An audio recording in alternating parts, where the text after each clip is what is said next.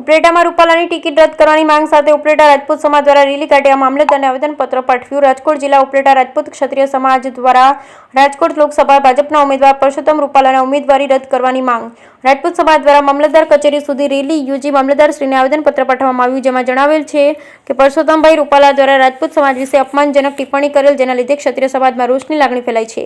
પરસોત્તમ રૂપાલાની રાજકોટ લોકસભા બેઠકની ઉમેદવારી રદ કરવામાં આવે તેવી માંગ કરેલ છે। આ વિશાળ રેલીમાં ઉપલેટા અને તાલુકાના સમાજના હોદ્દેદારો, વિવિધ ગામોમાંથી મોટી સંખ્યામાં રાજપૂત સમાજના યુવાનો, વડીલો જોડાયા। બ્યુરો રિપોર્ટ વિપુલ ધામેચા, ઉપલેટા।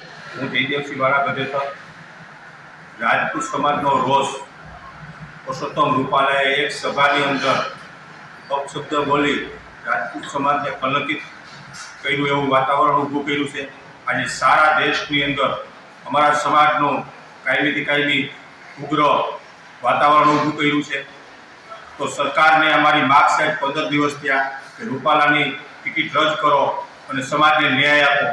તો અમે એવું વિચારીએ છીએ કે આ ભારતની સરકાર રૂપાલા થકી જ હાલતી હોય તો જ આ સમાજને ન્યાય મળતો હોય ને।